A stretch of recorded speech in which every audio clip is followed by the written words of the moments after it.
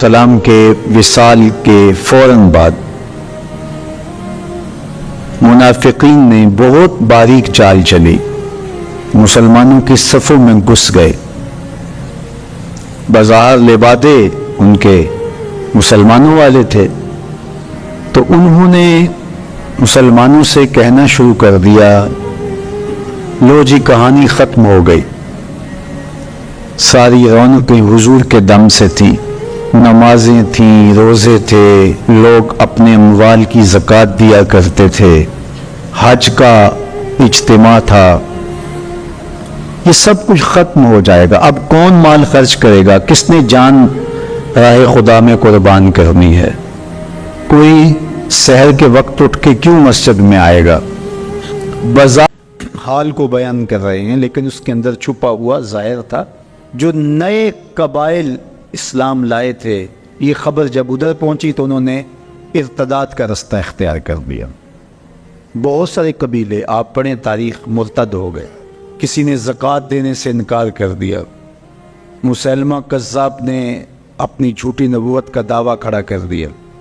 حضرت صدیق اکبر کا دل زخمی ہے، کلیجہ زخمی ہے، لیکن اب اس صورتحال کا جب آپ نے مشاہدہ کیا تو آپ آگے بڑھے اور ایک اونچے ٹیلے پہ کھڑے ہوئے لوگوں کو اشارہ کیا۔ لوگوں نے جناب ابو بکر رضی اللہ تعالیٰ عنہ کو دیکھا تو ادھر لپک کے آ گئے، تو حضرت ابو بکر صدیق رضی اللہ تعالیٰ عنہ نے مختصر خطاب کرتے ہوئے آپ نے کہا، لوگوں مجھے ایک بات بتاؤ، تم اللہ کی عبادت کرتے تھے کہ رسول اللہ کی عبادت کرتے تھے؟ لوگوں نے کہا کہ ہم اللہ کی عبادت کرتے تھے۔ تو کہا کہ اگر تو تم رسول اللہ کی عبادت کرتے تھے تو حضور وصال کر گئے، اور اگر تم اللہ کی عبادت کرتے تھے تو وہ آج بھی حی ہے، لا یموت ہے، اسے موت ہے ہی نہیں۔ پھر کہا، جس دین کے لیے میرے اور آپ کے آقا و مولا نے اپنی ساری زندگی لگا دی، کیا حضور کے وصال کر جانے کے بعد تم اس دین کو چھوڑ دو گے؟ تو لوگوں نے کہا، کیوں چھوڑیں گے؟ تو کہا، پھر اٹھو اور دین کا جھنڈا لے کے پوری دنیا پہ چھا جاؤ۔ تو آپ نے لوگوں کو سنبھالا۔ تو حضرت عبداللہ ابن مسعود رضی اللہ تعالیٰ عنہ فرماتے ہیں کہ اگر حضرت ابو بکر رضی اللہ تعالیٰ عنہ کے ذریعے سے اللہ ہمارے اوپر احسان نہ کرتا تو ہم ہلاک ہو جاتے۔ اس امت کو بکھرنے سے بچایا ہے، شیرازہ متحد رکھا ہے، تو وہ ذات سیدنا صدیق اکبر رضی اللہ تعالیٰ عنہ۔ اور حضور یہ سارے اشارے دے کر گئے تھے۔ ایک خاتون آئی، کوئی کام تھا اس کو، اس نے کہا، تو حضور نے فرمایا پھر آنا۔ تو اس نے کہا کہ اگر میں پھر آؤں تو آپ نہ ہوں، اس کی مراد یہ تھی کہ آپ وصال کر گئے ہوں۔ تو آقا کریم علیہ السلام نے فرمایا، اگر میں نہ ہوا ابو بکر تو ہوں گے، میں نہ ہوا تو ابو بکر کے پاس آ جانا۔ اللہ اکبر۔ حضور نے حضرت ابو بکر رضی اللہ تعالیٰ عنہ کو اپنی زندگی میں مصلی پہ کھڑا کیا۔ ترمذی کے لفظ ہیں، حضور نے ارشاد فرمایا، لا ینبغی لقوم فیہم ابو بکر ان یؤمہم غیرہ، کسی قوم کے لیے مناسب ہی نہیں ہے کہ ابو بکر ان کے اندر رہتا اور امامت کوئی اور کروائے۔ مروا ابا بکر فلیصلی بالناس، ابو بکر کو حکم دو کہ وہ لوگوں کو نماز پڑھائے۔ اور پھر مصلی پہ جا کے حضرت ابو بکر کھڑے ہوئے، 17 نمازیں حضور علیہ الصلوۃ والسلام کی حیات طیبہ کے اندر حضرت ابو بکر نے پڑھائی۔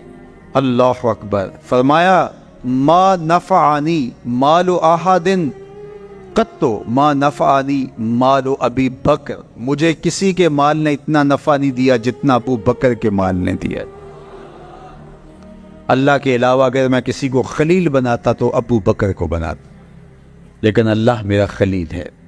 جنہیں سیدہ کہول اہل الجنہ کہا گیا، جنت کے بوڑھوں کے سردار بنائے گئے، حضور نبی رحمت صلی اللہ علیہ وآلہ وسلم کی نیابت اور حضور علیہ الصلوۃ والسلام کی خلافت کا تاج ان کے سر پہ رکھا گیا، جن کی صحابیت کو میرے رب نے قرآن میں بیان فرمایا، اذ یقول لصاحبہ لا تحزن ان اللہ معنا۔ جب غار ثور میں حضور علیہ الصلوۃ والسلام سیدنا ابو بکر رضی اللہ تعالیٰ عنہ کی گود میں سر رکھ کے لیٹے ہوئے تھے، سانپ ایڑی پہ ڈنگ کے ڈنگ لگا رہا ہے اور آپ اپنی ٹانگ کو جنبش نہیں ہونے دیتے، آنکھوں کا ہلکا توڑ کے آنسو حضور کے رخسار پہ گرتے ہیں۔ اور آقا کریم بیدار ہوتے ہیں اور بیدار ہو کے پوچھتے ہیں مالا کا یا ابا بکر، ابو بکر کیا ہوا؟ ادب کے اس کرینے کو جناب سیدنا صدیق اکبر نہیں بھولتے، کہتے ہیں فدا کا امی و ابی یا رسول اللہ، لو دیکھ تو حضور میری ماں بھی آپ کے قدموں پہ قربان جائے، میرا باپ بھی آپ کی راہوں پہ نچھاور، میرا قبیلہ میرا خاندان آپ کے قدموں پہ قربان، مجھے سانپ نے ڈس لیا ہے۔ تو محبت کا یہ اسلوب اور الفت کا یہ طریق آپ کو یہاں ملے گا کہ انداز الفت نہیں چھوڑتے۔ تو سانپ کا کام تو ڈسنا ہے، چاہے وہ غار میں ڈسے یا اسلام آباد میں بیٹھ کے ڈنگ لگائے، وہ تو ڈستا رہے گا، لیکن ابو بکر حضور کی محبت کے ترانے پڑھتا رہے گا۔ سیدنا صدیق اکبر کی سب سے بڑی آرزو جب پوچھی گئی تو وہ یہی تھی کہ آنکھیں میری ہوں، چہرہ حضور کا ہو، نہ چہرہ ہٹے نہ آنکھیں تھکیں، دیکھتا رہوں اور دیکھتا رہوں۔ اس واقعہ کی حکایت قرآن نے بیان کی ہے۔ اذ یقول لصاحبہ، صحابی کا ٹائٹل قرآن نے حضرت سیدنا صدیق اکبر کے نام کیا ہے، اس لیے حضرت سیدنا صدیق اکبر کی صحابیت کا انکار کفر ہے۔ جو حضرت صدیق اکبر کو کافر کہتا ہے وہ خود کافر ہے، اس لیے کہ ان کا ایمان، ان کا اسلام اور ان کی صحابیت قرآن کی قطعی نص سے ثابت ہے اور ان لفظوں کے ساتھ ثابت ہے۔ اذ یقول لصاحبہ لا تحزن، کہا گھبرانے کی ضرورت نہیں، ان اللہ معنا، اللہ ہمارے ساتھ ہے، اللہ ہمارے ساتھ ہے۔ اور پھر کہا وَالثَّانِي اثْنَيْنِ إِذْ هُمَا فِي الْغَارِ، دو میں سے دوسرا، اللہ اکبر، اللہ نے دو میں سے دوسرا کہا ہے، یہ شان ہے سیدنا صدیق اکبر، جو ثانیہ اثنین ہیں غار میں۔ اللہ اکبر، یار کہتے ہیں حضور کا سایہ نہیں تھا، لیکن جناب ابو بکر سائے کی طرح حضور کے ساتھ، قبر کے بھی ساتھی، بدر کے بھی ساتھی، سفر کے بھی ساتھی، حضر کے بھی ساتھی۔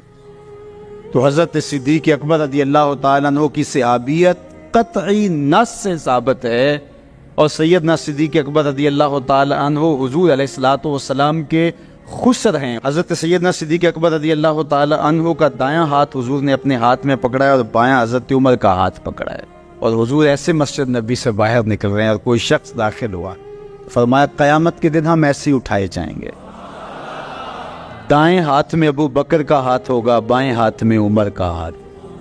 اللہ اکبر، یہ ہیں حضرت ابو بکر رضی اللہ تعالی۔ جو بدبخت سیدنا صدیق اکبر رضی اللہ تعالی عنہ کے ایمان پہ شک بھی کرے وہ مومن نہیں رہتا۔ یہ وقت بھی آنا تھا ہمارے اوپر کہ پاکستان کے دارالحکومت میں کھڑے ہو کر کے سیدنا صدیق اکبر رضی اللہ تعالی عنہ کے بارے میں ایسے نازیبہ کلمات کہے جانے، استغفر اللہ، الیاذ باللہ۔ حضور علیہ الصلوۃ والسلام نے ارشاد فرمایا اذا رأیتم الذین یسبون صحابی فقولوا لعنۃ اللہ علی شرکم۔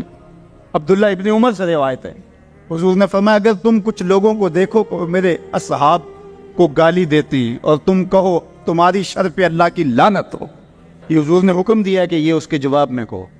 اور ایک حدیث کے لفظ ہیں، حضور علیہ السلام نے ارشاد فرمایا من سب اصحابی فعلیہ لعنت اللہ والملائکۃ والناس اجمعین، جو میرے اصحاب کو گالی دے اس پر اللہ کی بھی لعنت، فرشتوں کی بھی لعنت اور تمام مخلوقات کی بھی لعنت۔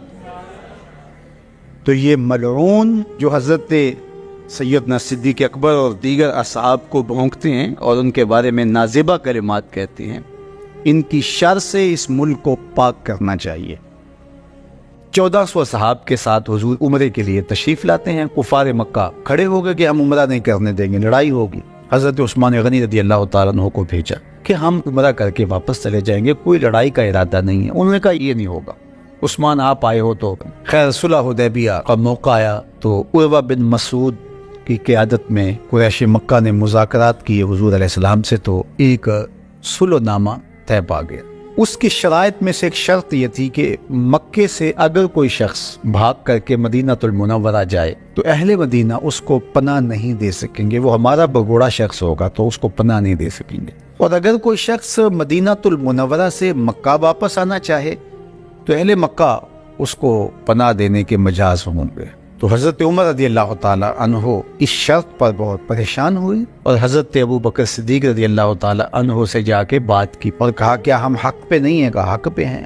حضور اللہ کے سچے رسول نہیں ہیں؟ کہا حضور اللہ کے سچے رسول ہیں۔ تو کہا 1400 کی تعداد معقول ہے، پھر ہم دب کے صلح کیوں کریں؟ صلح کی شرائط برابر کی ہونی چاہیے، اگر کوئی ان کا بھاگ کر کے آ جائے ادھر سے تو وہ ہم پناہ دے سکیں، اور اگر ہمارا جائے تو وہ پناہ دے سکیں، یا پھر وہ بھی نہ دے ہم بھی نہ دیں۔ تو حضرت ابو بکر رضی اللہ تعالیٰ عنہ نے بغیر کسی تعامل کے ایک بات کہی کہ عمر کیا اس شرط کو حضور قبول کر رہے ہیں؟ تو کہا وہ قبول کر رہے ہیں۔ تو برجستہ دوسرا جملہ آیا، کہا عمر ہوا رسول اللہ صلی اللہ علیہ وسلم، عمر وہ اللہ کے رسول ہیں۔ جب وہ قبول کر رہے تو بات ختم۔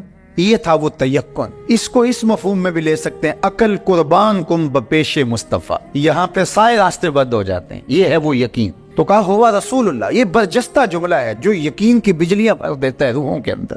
یہ کوئی حرج نہیں ہے کہ کسی بھی مسئلہ شرعی اور کسی بھی دینی امر میں آپ لاجک تلاش کر لیں، مل جائے تو اچھی بات ہے، لیکن یہ مزاج بنانا کہ اس کا لاجک کیا ہے، اس کا لاجک کیا ہے۔ تو اب ذرا دیکھیے کہ جو ظاہری اس پہ بات اٹھتی تھی کہ 1400 کی ہماری تعداد ہے اور وہ اتنے ہیں، تو برجستہ جو جواب دیا وہ یہ تھا ہوا رسول اللہ صلی اللہ علیہ وسلم، کہ وہ اللہ کے رسول ہیں۔ تو حضرت عمر وہیں خاموش ہو گئے۔ آگے چلیے، حضور علیہ السلام کا وصال ہوتا ہے۔ اس سے قبل لشکر اسامہ حضور روانہ کر چکے ہیں۔ 17-18 سال عمر تھی تو ان کی قیادت کے اندر حضور نے ایک لشکر تیار کیا۔ تو یہ لشکر ابھی جرف کے مقام پہ پہنچا تھا کہ حضور کا وصال ہو گیا۔ خبر پہنچ گئی تو اب حضرت اسامہ کیسے بڑھ سکتے تھے، واپس آ گئے۔ تو تدفین کے بعد حضرت سیدنا ابو بکر صدیق رضی اللہ تعالی عنہ جو کہ خلیفہ بنا دیے گئے تھے، انہوں نے جو حکم جاری کیا وہ یہ تھا کہ اسامہ بن زید اپنے ہدف پہ دوبارہ روانہ ہو۔ تو صحابہ نے کہا کہ بڑے بڑے جنگی ماہرین اس لشکر کے ساتھ ہیں، تو پیچھے سے اگر حملہ ہو گیا تو یہ نقصان کا سبب اور ذریعہ بن سکتا ہے، لہٰذا حکمت یہ ہے کہ اس لشکر کو ابھی کچھ دیر کے لیے روک لیا جائے۔ تو میں نے یقین کی بات سیدنا صدیق اکبر کے حوالے سے آپ کے سامنے رکھنا شروع کی ہے، تو سنیے کیا جواب آتا ہے۔ انہوں نے جواب میں کہا واللہ اگر مجھے یقین ہو کہ جانور درندے جنگلوں سے آ کے میرے بدن کی بوٹیاں بھی نوچ لیں تب بھی لشکر اسامہ کو بھیجوں گا، اس لیے کہ اس کو روانہ اللہ کے رسول فرما چکے۔ پھر اس کا نتیجہ کیا ہوا؟ جو قبائل پر تول رہے تھے حضور کے وصال کی وجہ سے، جن کے کچھ حوصلے بڑے تھے، انہوں نے سوچا ان کا کتنا سسٹم مضبوط ہے کہ یہ ان حالات کے اندر بھی لشکر کو روانہ کرنے کی پوزیشن میں ہے، اور جدھر لشکر گیا انہیں یہ خبر پہلے پہنچ گئی کہ حضور علیہ السلام کا وصال ہو گیا، لیکن انہوں نے سوچا کہ ان حالات کے اندر بھی لشکر حملہ آور ہو رہا ہے ہمارے اوپر، تو اس کا مطلب ہے یہ کتنے مضبوط ہو گئے ہوئے۔ تو لشکر بھی کامیاب اور بامراد مظفر ہو کر کے واپس پلٹا، اور کسی کو مدینہ المنورہ کی طرف میلی آنکھ سے نظر اٹھا کے دیکھنے کی ہمت بھی نہ پڑی۔ یہ سیدنا صدیق اکبر رضی اللہ تعالی عنہ کے یقین کا، اعتماد کا، بھروسے کا، اور حضور علیہ الصلوۃ والسلام کی ذات پر ان کا جو اذعان و یقین تھا اس کا نتیجہ تھا۔ تو یقین کی کائنات کا اگر کسی نے شہنشاہ دیکھنا ہے تو وہ ابو بکر صدیق رضی اللہ تعالی عنہ، ان کی پوری زندگی یقین کی دولتوں سے بھری پڑی ہے، صاحب صدق بھی ہیں، صاحب یقین بھی ہیں۔ یقین کی جس عظمت پر وہ فائز المرام ہیں، تو ان کی گرد راہ بھی اگر نصیب ہو جائے تو یقین کی دولت نصیب ہوتی ہے۔ تیقن کی دولت کے بادشاہ اور یقین کی دولت کے امام حضرت ابو بکر صدیق رضی اللہ تعالیٰ عنہ کا 22 جمادی الثانی کو انتقال ہوا، تو اطراف و اکناف عالم میں ان کا تذکرہ اور ان کے ذکر کی مہک اور خوشبو پھیلائی جاتی ہے۔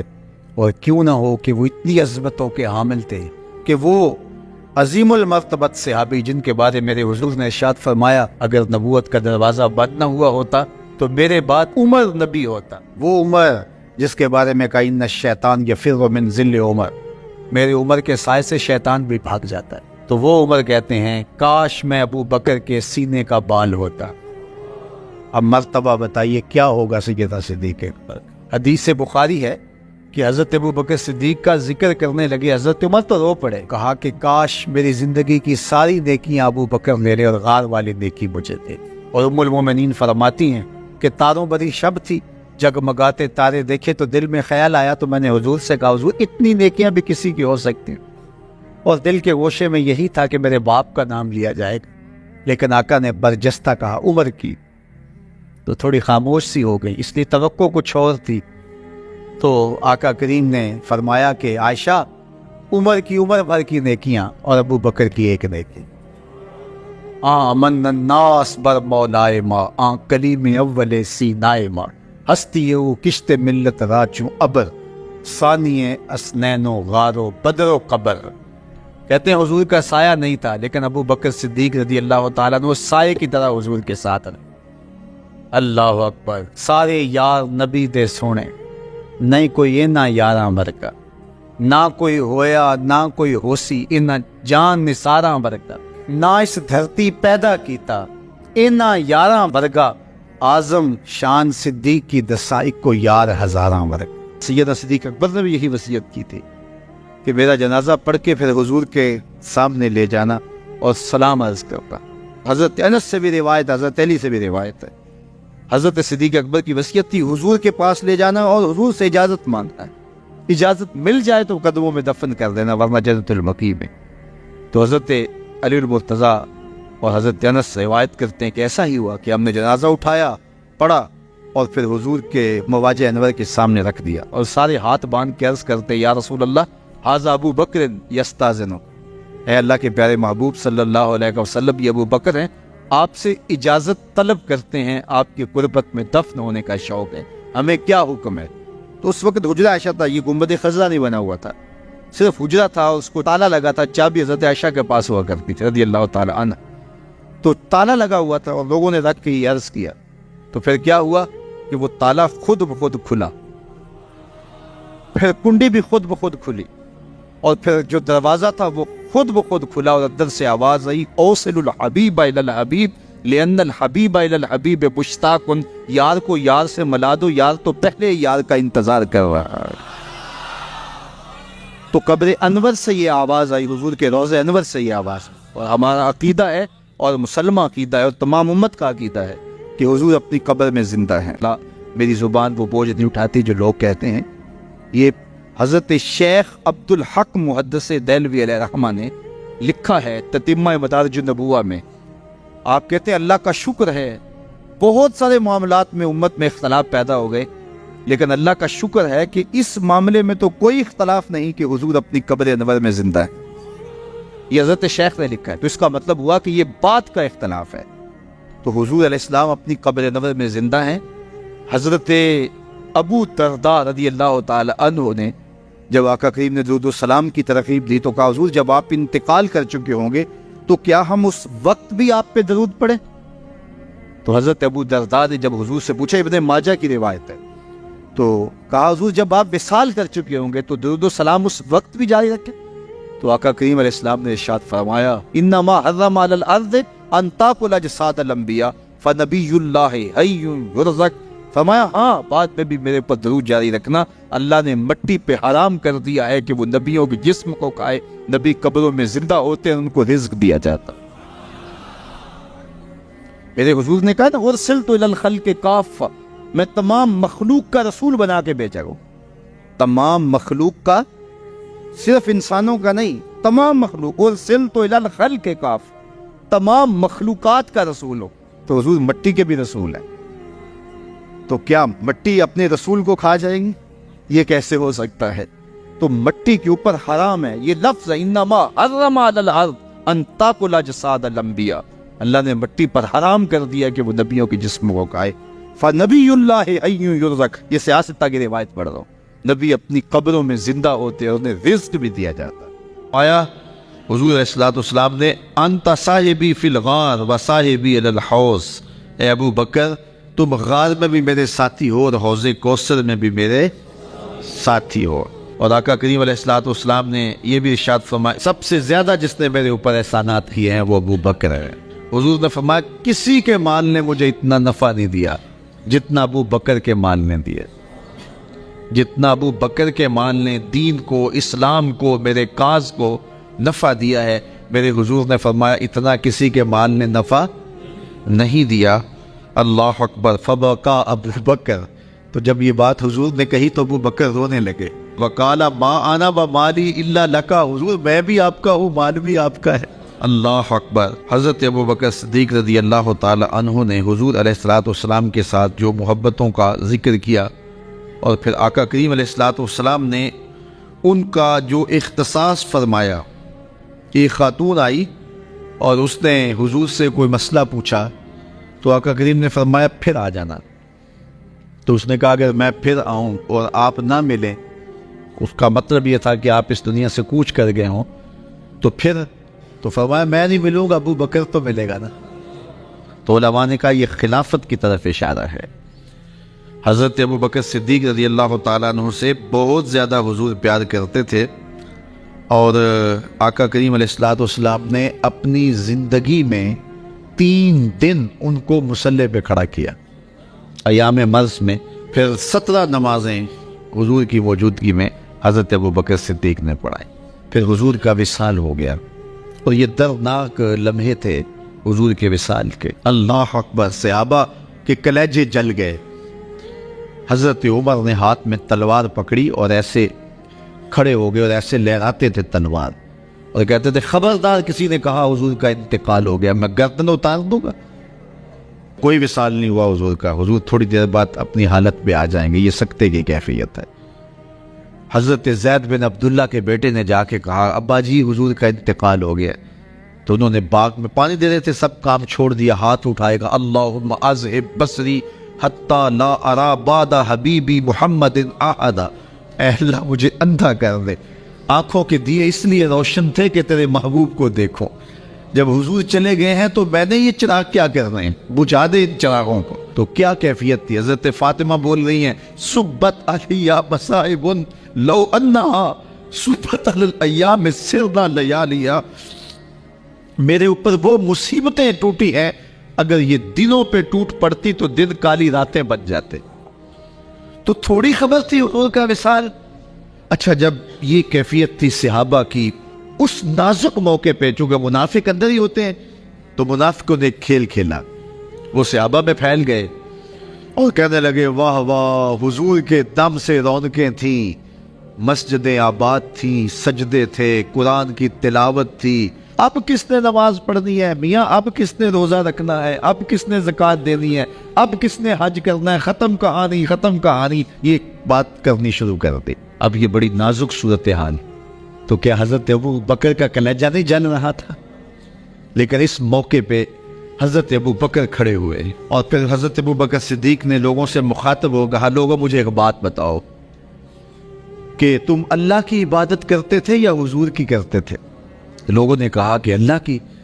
تو کہا کہ کیا حضور کے وصال کے بعد تم اللہ کی عبادت چھوڑ دو گے؟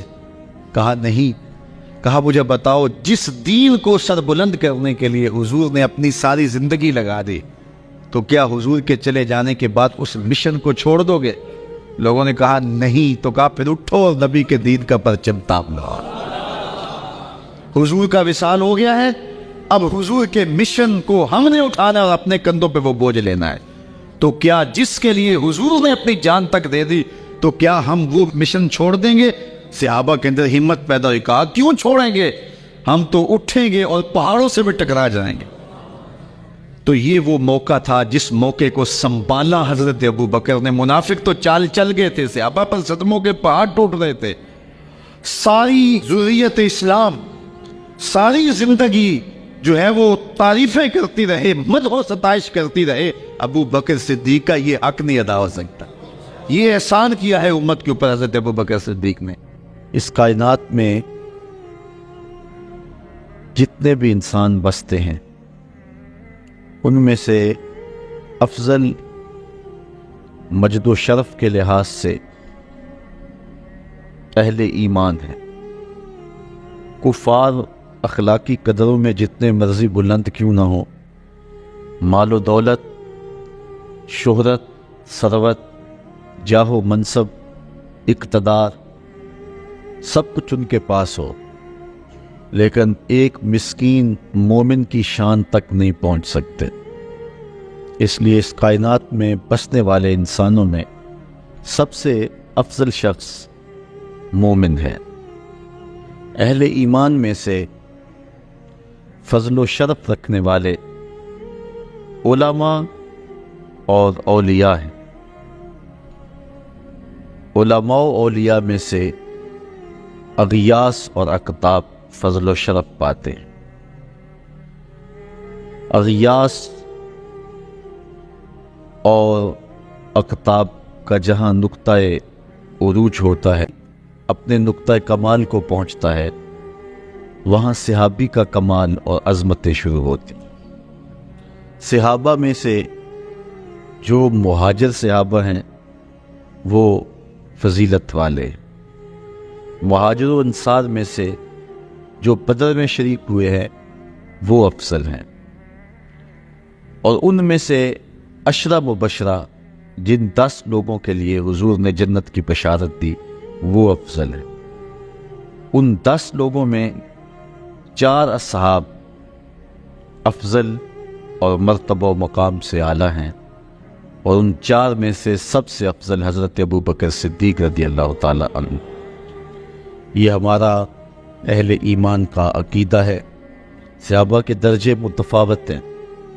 جس طرح آسمان کے اوپر نظر دوڑائیں تو آپ کو ستارے نظر آتے ہیں، کوئی روشن، کوئی ٹمٹماتا ہوا، کوئی بڑا واضح، اس طرح اس افق پہ بھی آپ کو ستارے نظر آئیں گے۔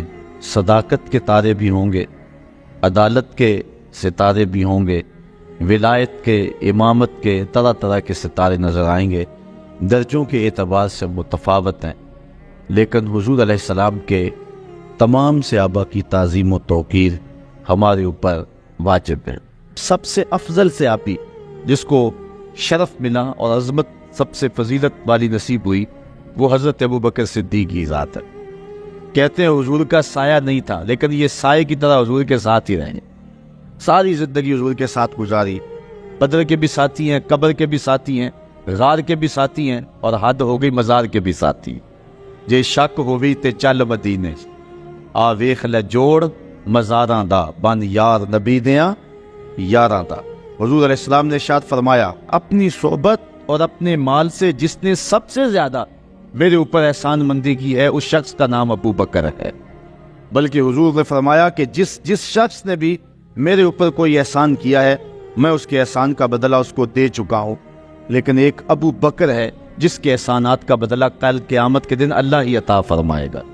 یہ صرف حضرت ابو بکر صدیق کی ذات۔ اور حضرت عمر کہتے ہیں، قال ابو بکر سیدنا و خیرنا و احبنا الی رسول اللہ صلی اللہ علیہ وسلم۔ کہتے ہیں کہ ابو بکر کی کیا پوچھتے ہو، وہ ہم میں سے ہمارے سردار بھی تھے، ہم میں سے افضل بھی تھے، اور حضور سب سے زیادہ جس شخص سے پیار کرتے تھے اس شخص کا نام بھی ابو بکر ہی تھا۔ سب سے زیادہ حضور ان سے ہی پیار کیا کرتے تھے۔ حضرت عائشہ رضی اللہ تعالیٰ عنہ فرماتی ہیں کہ جب حضور علیہ السلام کا آخری وقت آیا تو آقا کریم علیہ السلام نے فرمایا کہ ابو بکر کو حکم دو کہ لوگوں کو نماز پڑھائیں۔ میں نے عرض کی کہ وہ رقیق القلب ہیں، مصلی پہ جب آپ کو نہیں پائیں گے تو بے چین ہو جائیں گے، کسی اور کے لیے حکم نامہ جاری کرو۔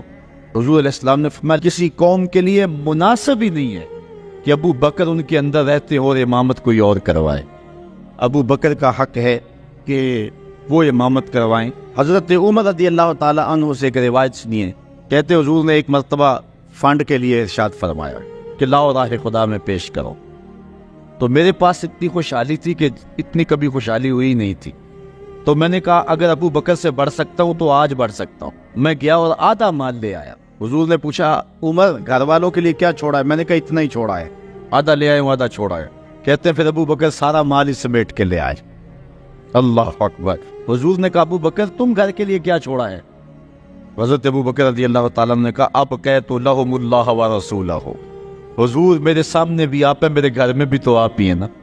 وہ اپنے نام لیواؤں کو تنہا چھوڑتے کب ہیں، جہاں ہم دم نہ ہو کوئی وہاں سرکار ہوتے۔ تو کہا میں اللہ اس کے رسول کی رضا کو گھر چھوڑ آیا ہوں۔ حضرت عمر کہتے ہیں پھر میں نے کہا کہ میں ابو بکر سے کبھی بھی نہیں پڑھ سکتا۔ اللہ تعالیٰ نے ان کو شان ہی انوکھی دی ہے